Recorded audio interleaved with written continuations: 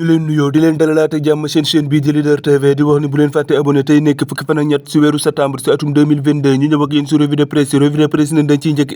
stade moom ma nga fësal sa xatu njëkk l'international sénégalais bii di Krépin Diatta moom journal bi mi ngi ñuy xamal ni kii di Krépin Diatta ñoo ngi kiy xaar si match amical sunu gaynde yi mu dellu si moom Krépin Diatta nga xam ne bi mu gëjee équipe nationale bu Sénégal bi toll na si fukki at moom l'international sénégalais bii di Krépin Diatta gannaaw bi nga xamee ni si ay blessé la nekkoon moom mii nag ñoo ngi xaar si match amical bi nga xam ne sunu gaynde yi war nañ ko amal weekend bi ba tey journal bi ñoo ngi fay fekk match amical boobee nga xam ne sunu gaynde yi amagul ñaar fukki at ak ñett ñoo si doon jàkkaarloo équipe boobee di équipe bu Maroc te sunu gaynde yi duma si équipe bu Maroc boobu duma yu metti ñeenti bal si dara ba tey journal bi ñoo ngi fay fekk l'international brésilien boobee di Neymar ànd ak waa Brésil yi ñoom nag dinañu amal tey ji match amical war si jàkkaarloo équipe bu Ghana boobee moom Neymar ànd ak waa Brésil yi ñoo ngi leen di xaar si boobule match amical ñu wane si seen bopp stade dañuy jubal la turbine nag moom ma nga fasal sa xat yu njëkk équipe nationale du Sénégal bii nga xam ne war na jàkkaarloo équipe boobee di équipe bu Bolivie match amical si samedi bii ñu jëm kookee nga xam ne mooy tàggat waa Bolivie mi ngi yëkkati ay kàddu jëmale ko si équipe nationale du Sénégal bii di xam ne ni équipe bu metti fubalanteel la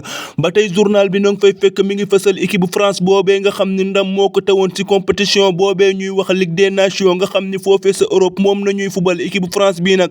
am na ndamam lu njëkk gannaaw bi nga xamee ni dóor na équipe boobee di équipe bu Autriche ñaari bal si dara ba tey journal bi ñu ngi fay fekk équipe bu Croatie boobee nga xam ne àndandoo ñoom Modric yi nag ñoo jiitu si boobule poule gannaaw bi nga xamee ni dóor nañu Danemark ñaari bal si benn naaw la tur bi dañuy dem yéen kaay ba groupe Futurs Médias ñu gën ko xam si record moom record ma nga fësal sa xat yu njëkkee El Tactico ñu gën ko xam si Aliou Cissé moom journal bi nag mi ngi ñuy xamal ni kooku de Aliou Cissé boo moytul 11 de départ am yi nga xam ni moom Aliou Cissé mi moom la daan joué yooyu le 11 de départ dina bare ay changement yi nga xam ni dañ ci am parce que journal bi nag mi ngi ñuy xamal ni boo seetloo bare na joueurs yi nga xam ni bokkoon nañ si 11 de départ yi ñii dañu blessé ñii temps yi ñuy joué seen club bariwul ñii kenn xamul lu ñuy joué seen club yi doxalaguñu seen club yi ba tey journal bi ñoo ngi fay fekk mi ngi ñuy xamal ni gannaaw bi nga xamee ni kookee di Edouard Mendy dafa blessé moom Edouard Mendy mii nag journal bi mi ngi ñuy xamal ni kookee ni Seny Dieng ñoo ngi kiy xaar mu titulaire si boobu la match di wax li yéen a leen indiloon si ay robi di leen jaajëfal ba beneen ak yeneen robi jaa ngeen jëf